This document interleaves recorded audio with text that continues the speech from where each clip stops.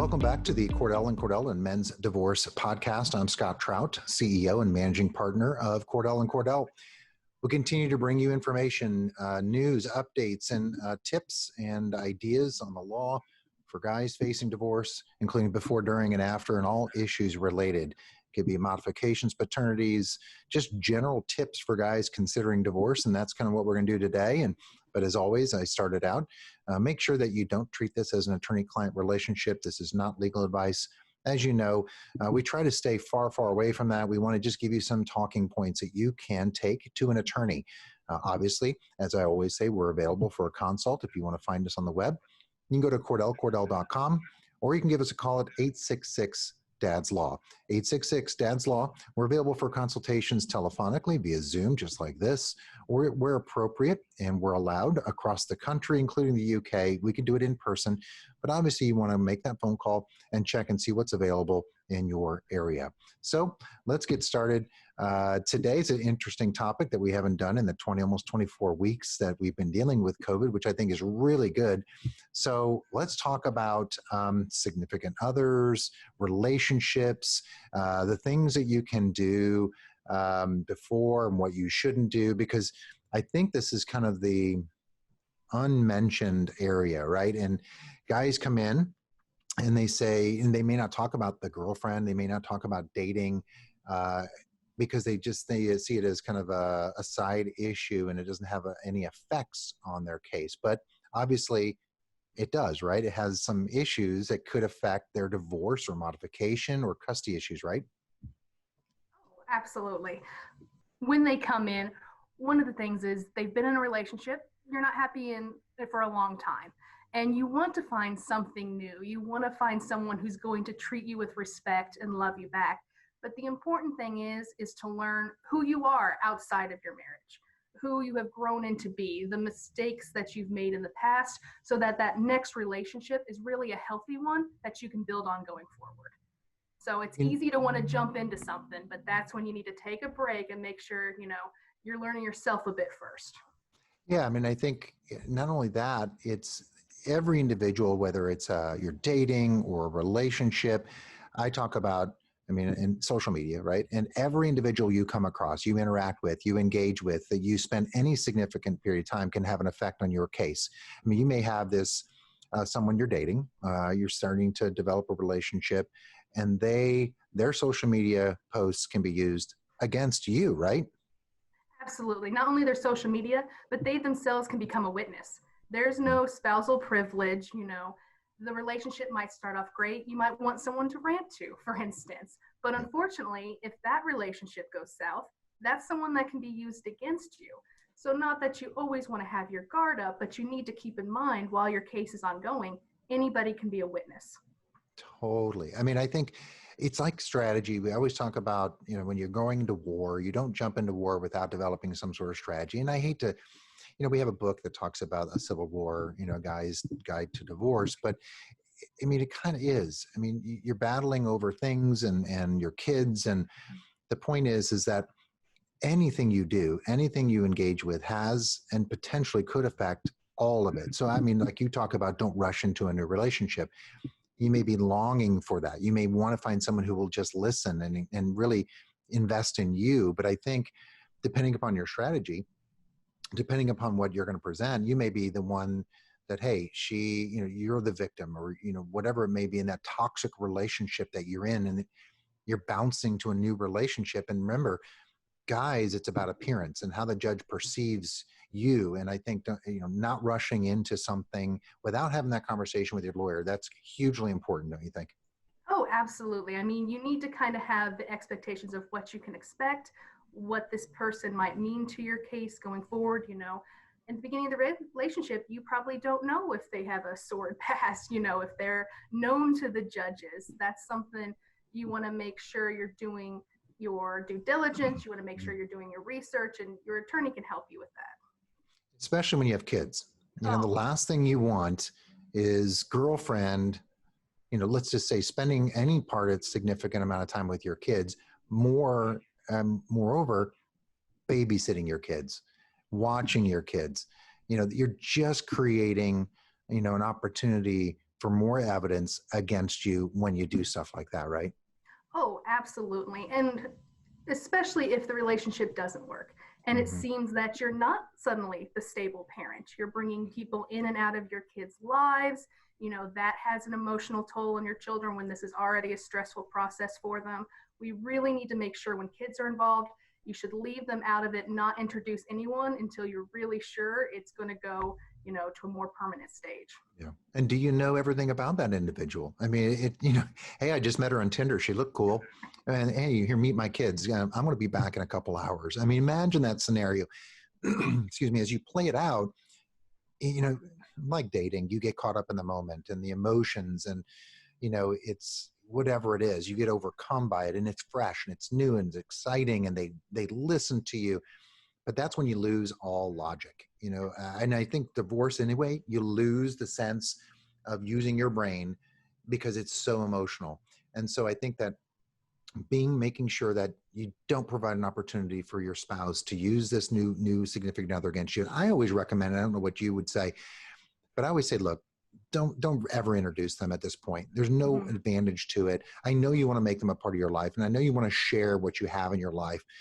But it's really, I even tell my clients, if you can cool it for the duration of this case and not date, that is the perfect scenario. You just don't want to create an opportunity and get yourself in a situation that, it's hard to get out of, right? Because we know what we have coming in, right? Yeah, absolutely. I always like to say, wait a year. Wait a year so you can discover yourself, what your life's going to look like going forward, what your schedule with your kids are going to be going forward. And I think the human part of it is you want to show you're going to be happy afterward. You want to show that this is fine. You're going to come out, better than ever. But from a strategic standpoint, one, if you bring someone in, especially if you're introducing children, that's just going to set the other party off, right? Yeah. And so for negotiations, suddenly that becomes a lot more tense. Is this person now going to have to be factored in to what's going to happen with the children? Is, the opposing side no longer want to negotiate because suddenly, you know what I mean? They feel this is being rubbed in their face. There's a lot of strategic reasons. While if you can, keep it quiet. I mean, we want you to be happy. That's, all of our goals is we want you to move on from this, starting that next chapter. But if you can, like Scott, like you just said, wait until the ink's dry. I mean, totally. It will come. It Right. will come sooner than you think, but it's important to make sure all your ducks in a row so you're not creating a harder case for yourself in a more dragged out process. Yeah, I mean, guys always say, I want to get on with my life. And I get it. And they want to be happy because they've been miserable maybe for years. And they finally found someone and they're worried that they'd lose that next individual.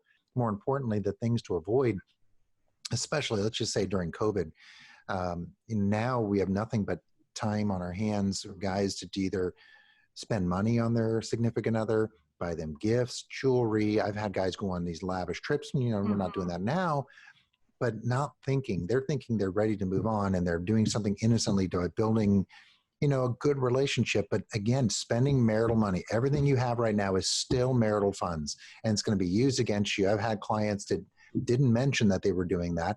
And the evidence comes out and, well, what's this watch, this Rolex for? And what is this ring for?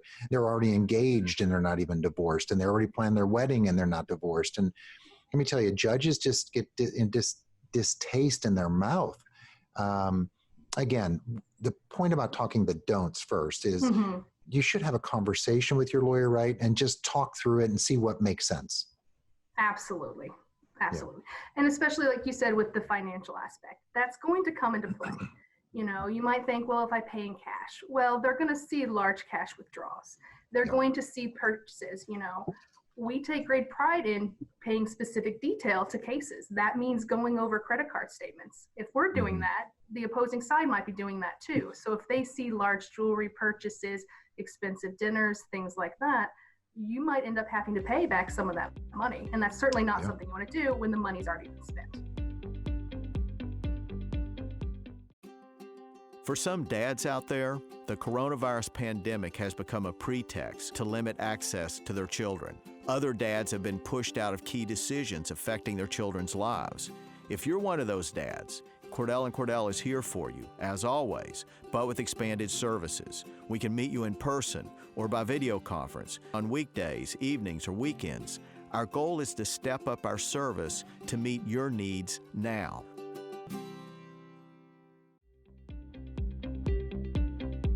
And so let's transition to the do's, right? We're not saying there's not an opportunity here.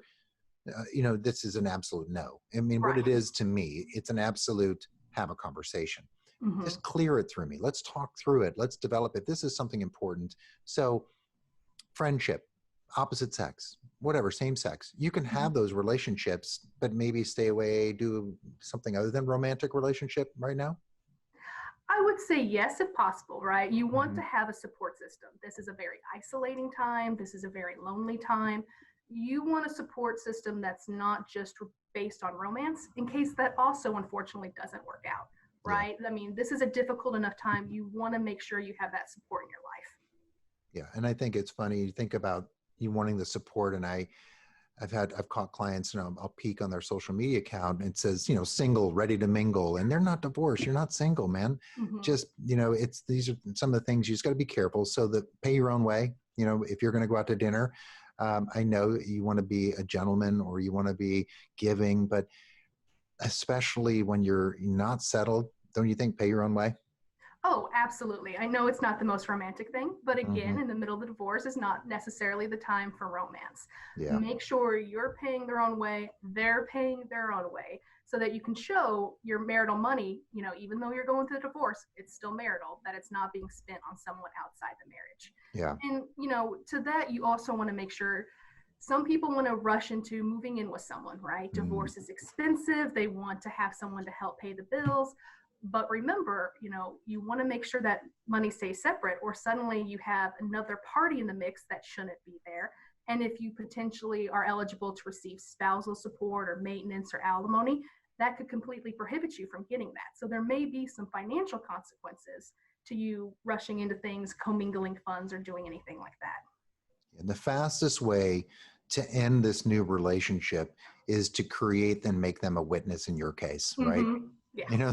They get a subpoena to appear for a deposition or a subpoena to appear at trial, and now they have to talk about these really embarrassing things: the intimacy, the exchange of pictures or videos or text messages that are just inappropriate for during a divorce, or maybe your kids found it, and right. I mean, that's just a quick way to end the relationship and also tank your case. Absolutely. Absolutely. So I think, though, the moral of the story as we kind of conclude is really not make the same mistakes twice, because it becomes a decision, right? So they should be thoughtful about what they're doing. Absolutely. That's why we want you to take this time to reintroduce yourself to yourself, get to know what didn't work in the past, so that next time it's going to be a healthy, happy relationship. So you don't have to come back and see us. We don't want to have to see our clients again. We want the best for you. We want you to move on and be happy. But if you jump into something, you're probably going to make the same mistakes again. I mean, I'm sure, Scott, you've seen it in past cases. Oh, yeah. We want you to move forward and not have the heartbreak you're currently having, really. And I think, to sum it up, it's you want to be able, especially for guys, you want to be able to show that they can be independent, that they can be primary caretakers without assistance, that they can do it, that they don't, look, we all are human. We need, in some respects, we need relationships, we need whatever it is, friendships, but I think for guys, I'm trying to always paint a picture of, you have both parents working, but you don't want to be able to have some weaknesses to show he's incapable of doing things on his own. There are coaches out there that make a business of counseling men on how to transition from a relationship to take care of kids and themselves on their own, which is really interesting. And that's really the picture as we talk about this, because that's where you want to focus on is, I want to show the judge, I can do this. And if I'm going to say I'm going to be a primary caretaker and I want sole or primary custody, you got to be able to prove it up. And so that's kind of why I think this was an excellent topic for guys, not really for them to say, okay, I've just created a do's and don'ts list, but it's really do have a conversation with your attorney. That's everything we talk about is just talk about it. Let's think about the things that we don't think about and talk about those. So Really, as always, like last time, it's just a great conversation. Appreciate it. Really equipping guys out there with some things to think about and, of course, some things to talk about. So thanks again for joining. I appreciate it. Thank you so much.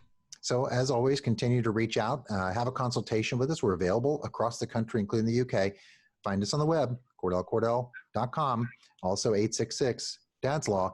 Tune in September to our virtual town hall where you can join in live, ask questions live of our Cordell and Cordell panel of attorneys and get answers during that virtual town hall. You can find more information at CordellCordell.com, or you can find us on social media as well. You can check out our YouTube page where we have loads of information, podcasts, video casts just like this, as well as our previous virtual town halls. So until next time, have a great week.